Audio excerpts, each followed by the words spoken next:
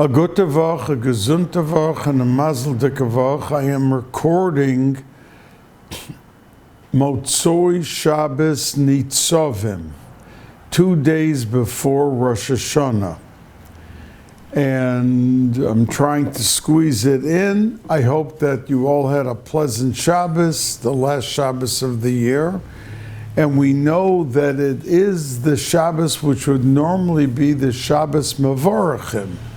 Because before Rosh Chodesh, the Shabbos before, has special status because it embodies and projects the entire power of the month. So we therefore call it Shabbos Mevorachim, and we're Mevorach the Chodesh. But for Tishrei, HaKadosh Baruch Hu, the Sfarim say, he himself does it, not Klal Yisrael. Because the Rosh Chodesh that's upcoming is indeed Rosh Chodesh, but it's also Rosh Hashanah.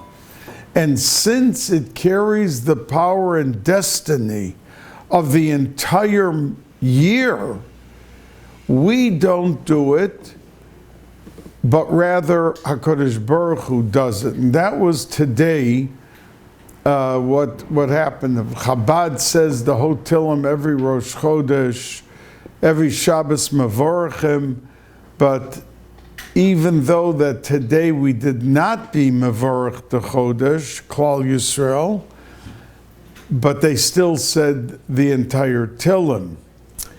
Now, we have a Sedra, the smallest Sedra in Chamisha Chumshei Torah, which is Vayelech, which will be after Rosh Hashanah. It'll be Shabbos Shuvah. It'll come out right in between. And it's 30 psukim, the whole Sedra. And one of the very important, the last halacha of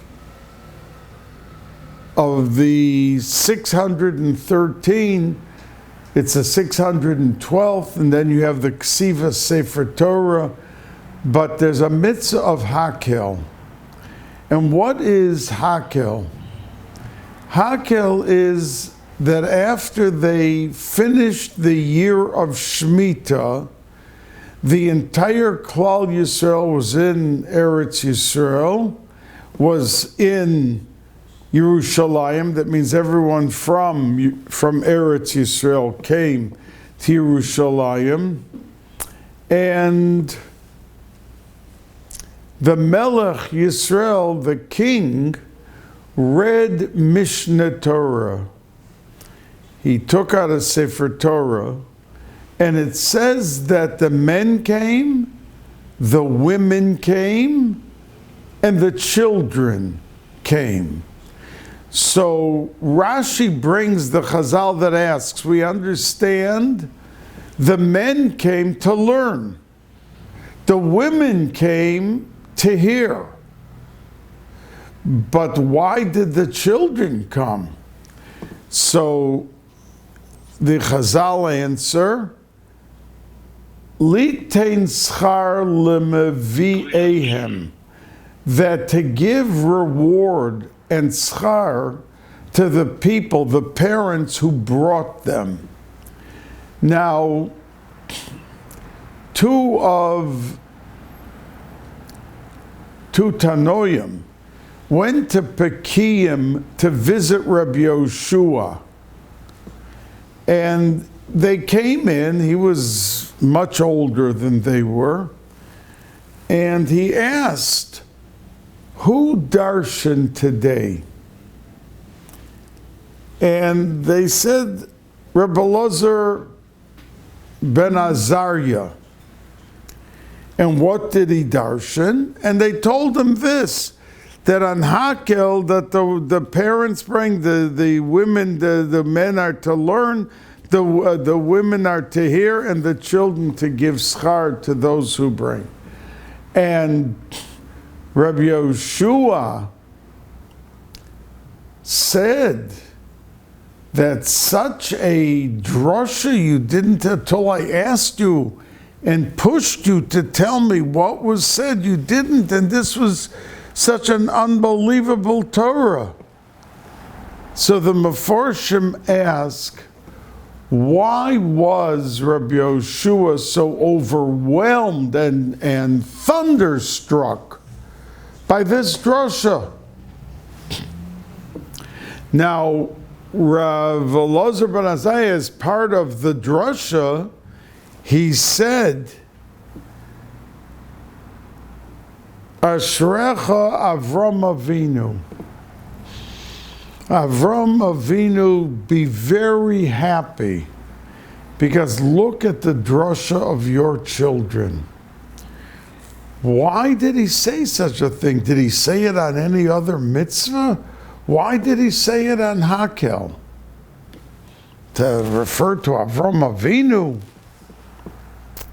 So the Mefarshim say very interestingly that Avram Avinu did not have circumcision, a bris, till he was 99, because he waited to be a mitzvah v'osa. That we know that a person that is commanded has a harder time to do the mitzvah, because now that he was commanded, the Yetzer Hara, the Samach Mem, is pushing him very strongly not to do the mitzvah, because he was commanded to do it. And a person who was not commanded has an easier time because he wasn't told to do it. And maybe it's a good thing, maybe it's something that will bring him schar, maybe a nachas ruach tar kodesh baruch hu, but he's not commanded. Avram Avinu was never commanded. And when Hashem finally commanded him when he was 99, that gave him the opportunity to fight off the Yetzer Hara. Now,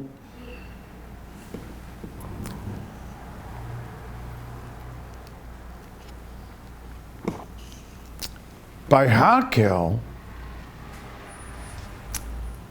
the fact that the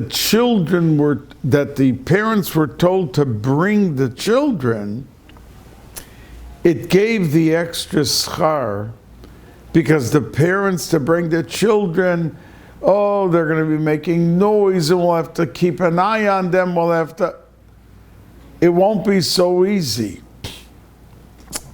But they were commanded, and that's why Rabbi Elazar Rabbi Azariah said what he said to Avram Avinu, Ashrecha, you are lucky, Avram Avinu, that you have such descendants, because you waited till you were mitzvah v'osa, and now that the parents in the mitzvah of Hakel were told to bring the children, they are now a mitzvah v'osa, and it'll be that much more schar for them.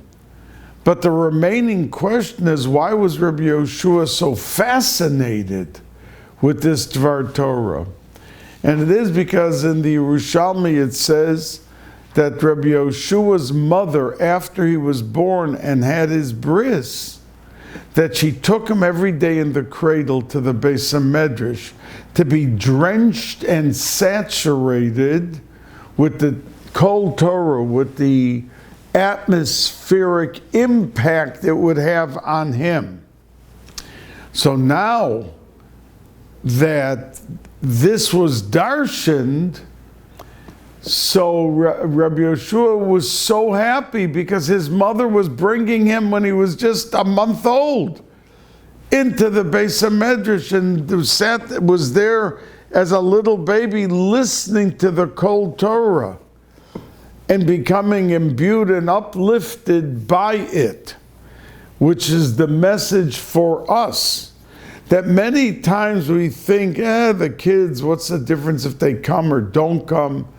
but parents at great expense and difficulty brought a child to a Rebbe or to a tzaddik or to a Rav, because they would never ever lose the impact and the dimension of Kedusha that was attained by having been in a situation even as little kids, and how they would reap the benefit kol yemei chayeihem, all the days of their life.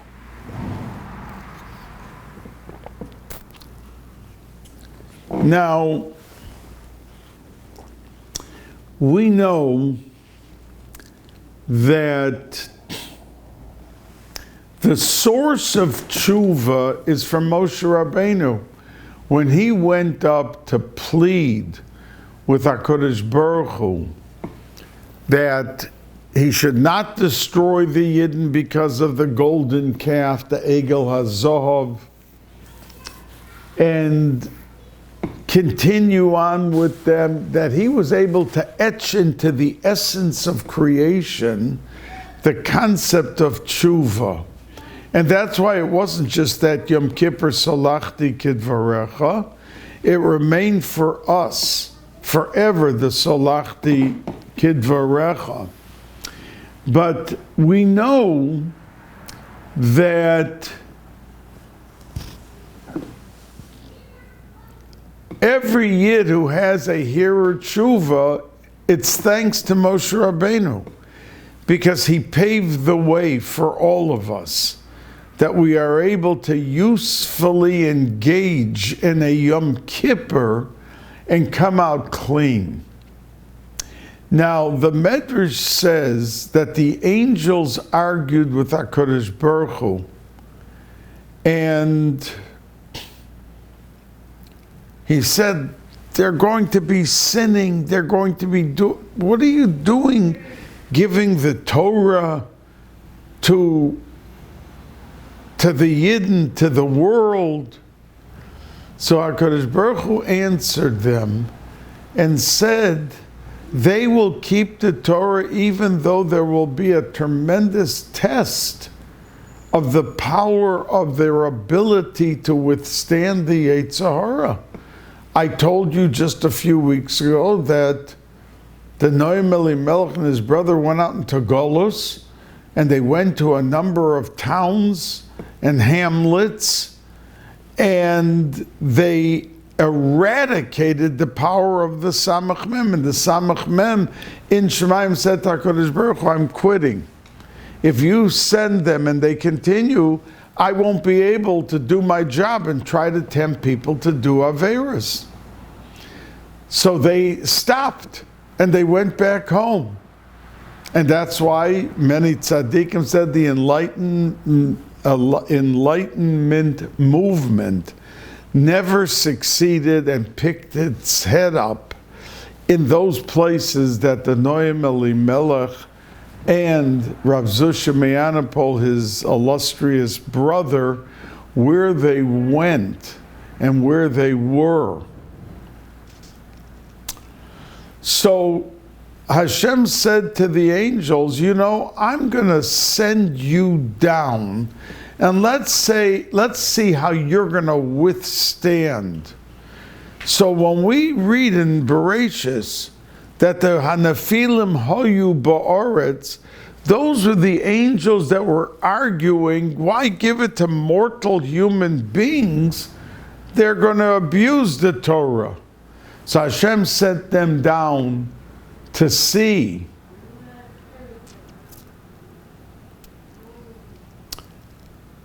what is going to be with them. And it says that after 1,000 years, the Mabul came to the world. These Nephilim were also doing terrible Averis, and it says that they tried, one of these angels who now became like a giant, tried to be intimate with a young girl who was a basula, a virgin, and she begged HaKadosh Baruch Hu to save her from this test, and she grabbed off from one of the angels. She asked him for his 2 wings, because they were here in this world and they still had the wings as angels have. And she grabbed off the wings and she went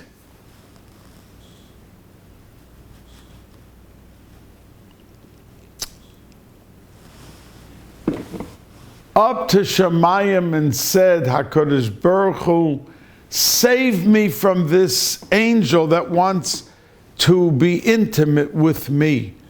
And she was saved, and it was a tremendous miracle. And Hashem proceeded afterwards to give Avram Avinu, even though Noach learned Torah also, and so did Chanoch, and so did Aver. And that is the reason why that in Elul, the mazel is besula. The Arizal says that each and every month has a different item which represents its mazel, and there's secrets and reasons why that for that month is chosen. But because of this young girl being so brave and so forceful, so the Arizal says, and other tzaddikim talk about it, that she succeeded and that the month became a month of mazel. And that is the mazel of Besula. Now,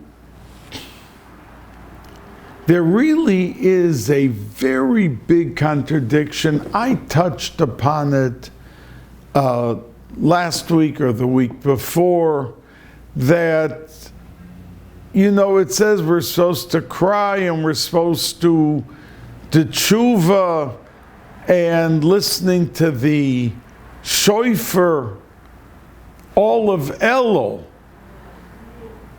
brings us to it, but yet we are told that Rosh Hashanah is a coronation. It's the kingship. It's the majesty of everything. So what is it? Is it the crying?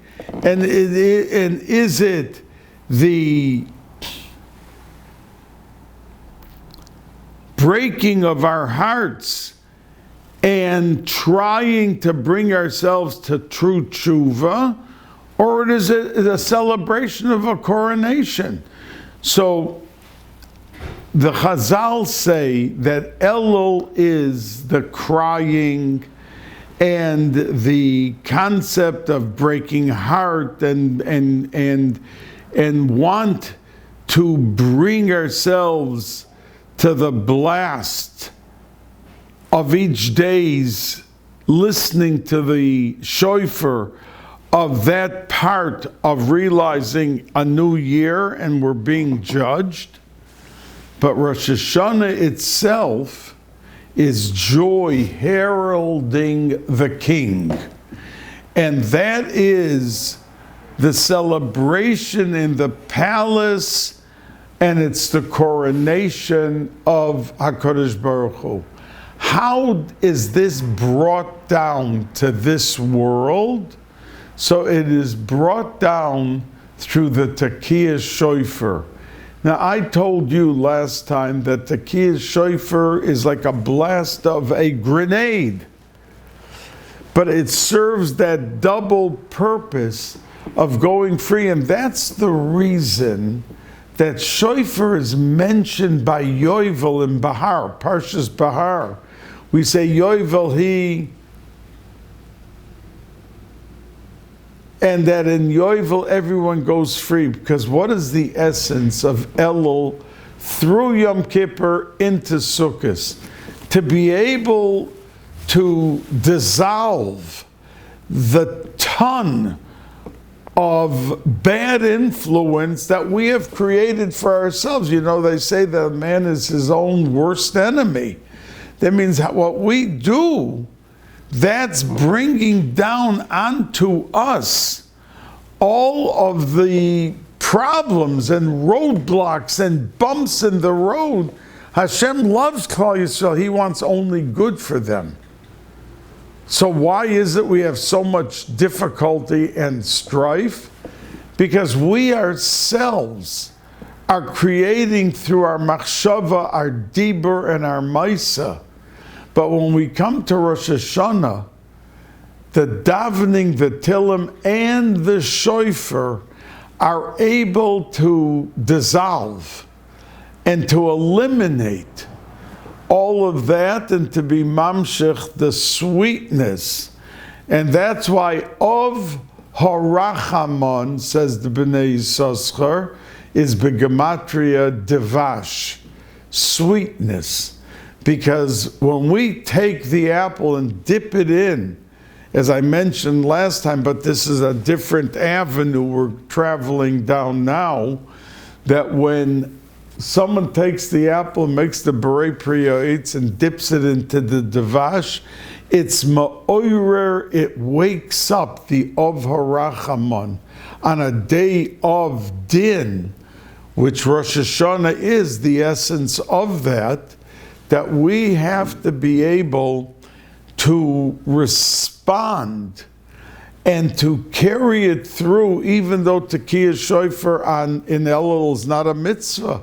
I mean, it says in Shulchan Aruch that that's what we do, but it's not one of the Taryag mitzvahs. The Tekiyah Shofar of Rosh Hashanah is the mitzvah of Shofar, but the sounding of it each and every day chips away at the barrier that we created. You know, we say in davening, "V'dabek libeinu b'mitzvosecha."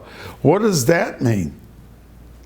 That we should attach our hearts to your mitzvahs. What do you mean, attach your hearts?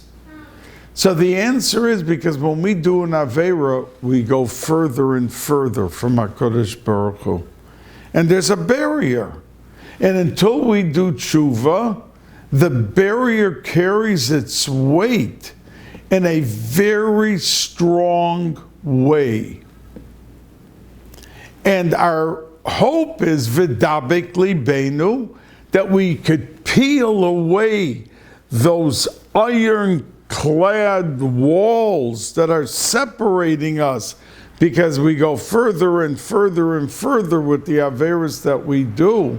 And we ask HaKadosh Baruch Hu every day in Ava Rabbah or Ava Soilam, whichever your nusach is, and we say v'dabek libeinu b'mitzvosecha, that we want to be reattached to our Kadosh Baruch Hu. So we have this dichotomy, this interesting power of crying in tshuva and then going into Rosh Hashanah, which is the glad, the happy coronation of the Melech Malchei Hamlochim HaKadosh Baruch Hu. Now we know that the world is controlled by shemas. We know what the shemas are, but to properly, you have to be a tahor, you have to have been in the mikveh, and you have to be able to present oneself in their state of machshava to attach ourselves. Now, the Arizal says that we say from Rosh Chodesh Elul through Sukkot, L'David Hashem Ori V'Yeshi. And that's a parak in Tillim. Why was that chosen? And the Arizal says because there are 148 words in L'David Hashem Ori V'Yeshi, And if somebody says it, Shachris and Mincha, or if you daven Ashkenaz, they don't say it by Mincha, they say it by Ma'ariv, but everyone says it by Shachris, that if you say it twice a day, then you are ma'orer the shem of keeping a person alive, which is ad day ad. Ayin dalid yud, ayin dalid. And that's the shem that a person, let's say, is chas v'sholom lo aleinu lo aleichem, in a hospital almost dead, and then he's revived. That's the power of that Shem, Adei Ad, which is Begematria 148. And that, says the Arizal, is why we say L'David Hashem Ori V'Yishi twice every day, because it corresponds to that Shem of life. And the Arizal goes a step further, and someone who said it every day and didn't miss from the beginning of Elul through Sukkot, he could be rest assured of good life that year. So says the Arizal. So, and if someone didn't say it, start saying it. You still have at this point the time from Rosh Hashanah through Sukkot. We say it until Shmini Atzeres. It's the last day that we say it. And even though Hoshana Rabbah is the last day of that whole process of Ksiva, Chasima, and all of those things, the last day is Hoshana Rabbah, when we hit the floor with the 5 Aravos. Those 5 keneged the Peresh Dinim, which we'll talk more about towards Sukkot and Hoshana Rabbah. But we know that Shmini Atzeres is attached to Hoshana Rabbah.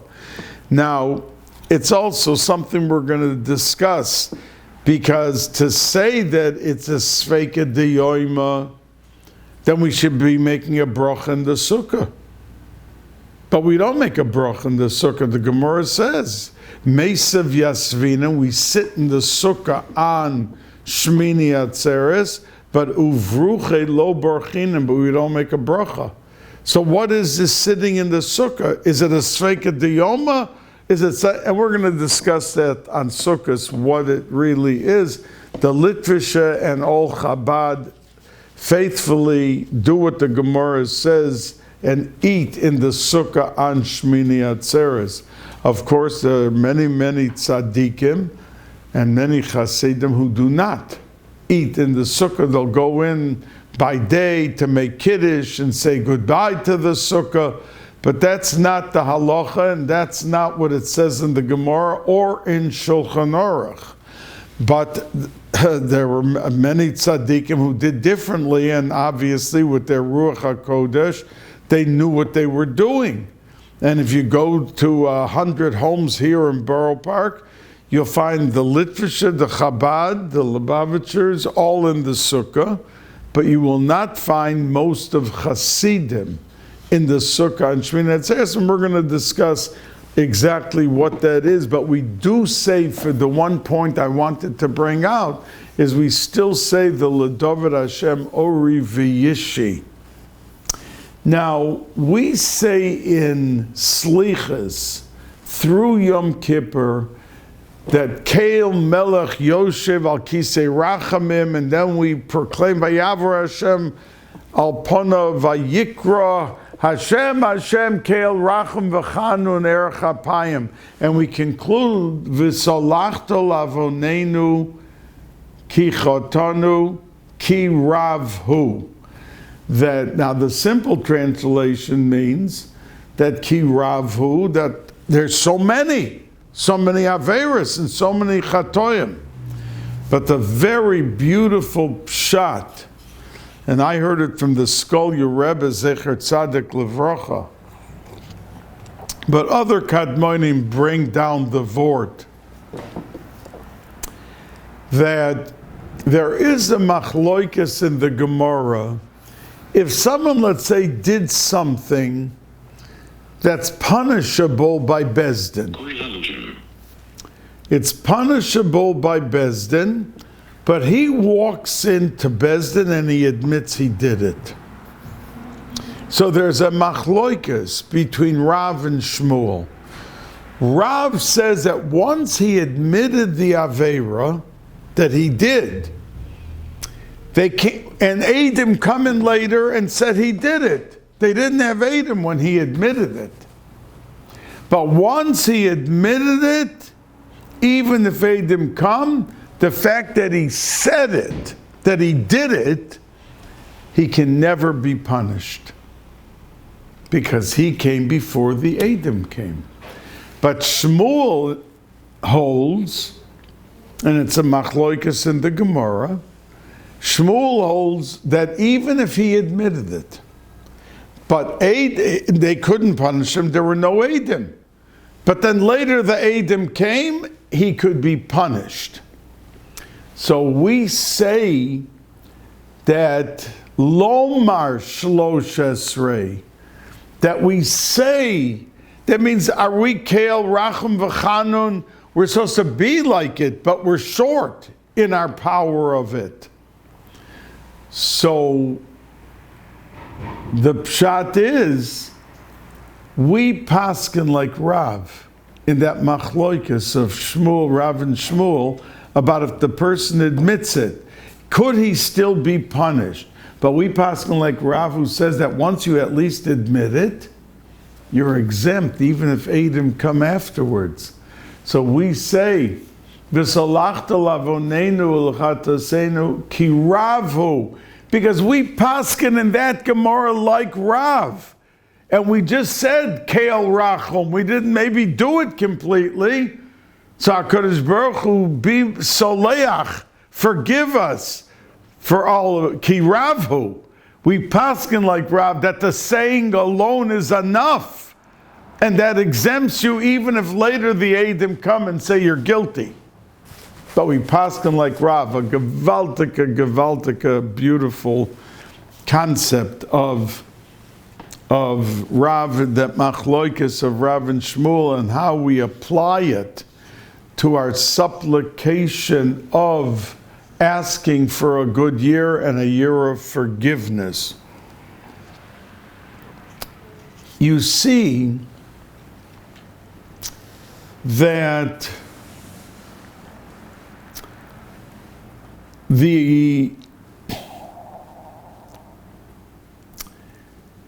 how was the world created? It was created with Asara Mamoros. There were 10 utterances. Yehi this, Yehi, and there was. Now, it was the Chazal say that HaKadosh Baruch Hu really created the world only for 1 year. And with that, they answer, why do we say on Rosh Hashanah 10 psukim in the Shemona Esrei? We say 10 psukim. Because we have Malchios, Zichronos, and Shofros. So they ask, why don't you just cite one pasuk from Torah, one from Nevi'im, and one from Ksuvim? What do you need 10? So the Mekubolim and the Chazal say that HaKadosh Baruch Hu renews the 10 Mamoros, which were only supposed to be there for 1 year.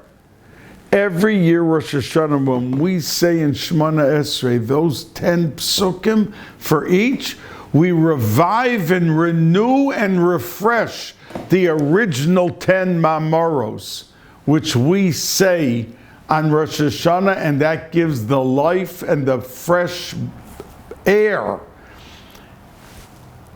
implementing, instilling, imparting into the Metzias of the Bria to be able to live another year. And on that note of why we say the 10, it's the longest Shemona Esrei. When you say Shemona Esrei on Rosh Hashanah Musaf, Yom Kippur, the Shemona Esrei is not as long as that Shemona Esrei, because we are renewing the thrust and the existence of the world with those 10. which seems insignificant. We say the Shemona Esrei, another pasuk, another.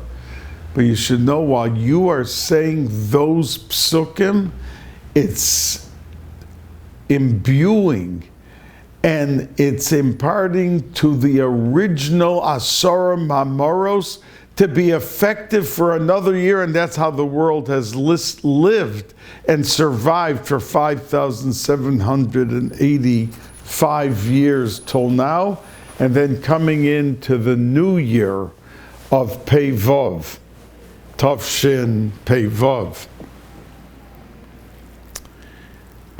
It's that power, and what opens the door to renew that powerful concept is when we blow shofar. And that's what it's called in Shemayim, that while we are sounding the shofar, we are opening up the door and paving the way to be able to revive the Asara Mamoros.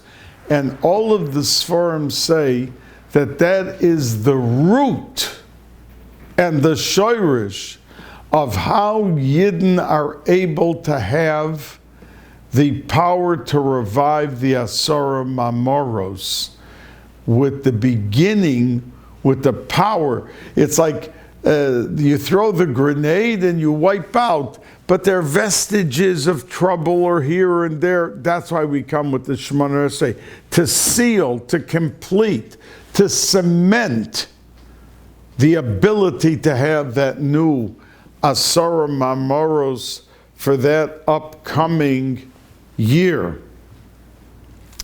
And it's called the Shefa of Olam HaShoifer. And there's a Kabbalah discussed in detail about that heavenly abode, that area called Olam HaShofer, and how do we kick it in to action. And it's through the sounding of the shofar and our saying the 10 psukim in the Shemona Esrei. So that understanding that, people will say the Shemona Esrei and not just dwindle off, oi, it's so hard, it's so long, I'm so tired, I can't wait to finish the Shemona Esrei and sit down. Don't take golden moments. If you were given a gift certificate to go into a bank and go into the vault, and your prize is that you can go into the vault and be there for 3 hours.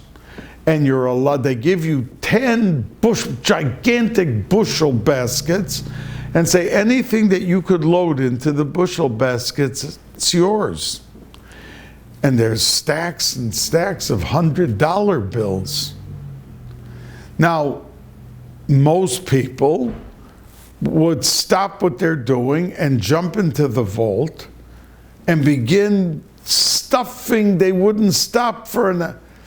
But if somebody said, listen, I'm in the middle of eating an ice cream. Let me finish eating the ice cream, or I'm very hungry. Let me eat my tuna fish, and then I'll go into the vault. A person watching would say, what? You're given an opportunity to load up $100 bills and walk out and keep it? And you're talking about finishing an ice cream? So it puts like into perspective the moments of Rosh Hashanah, when we're listening to that shofar and the whole Pamalia Shalmala are shaking, as we say, that the Malachim are trembling, they're like shaking out of their positions.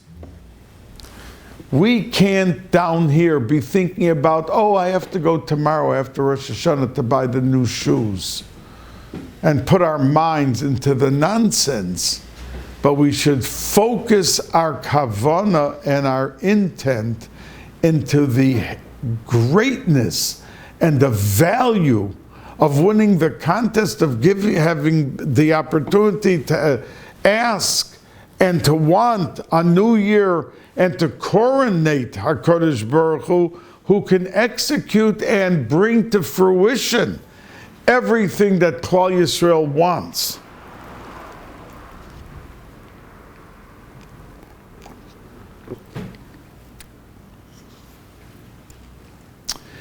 The actual beginning of Rosh Hashanah, we say, and I spoke to you about the new Or and Mazel, comes in that was never here in this world.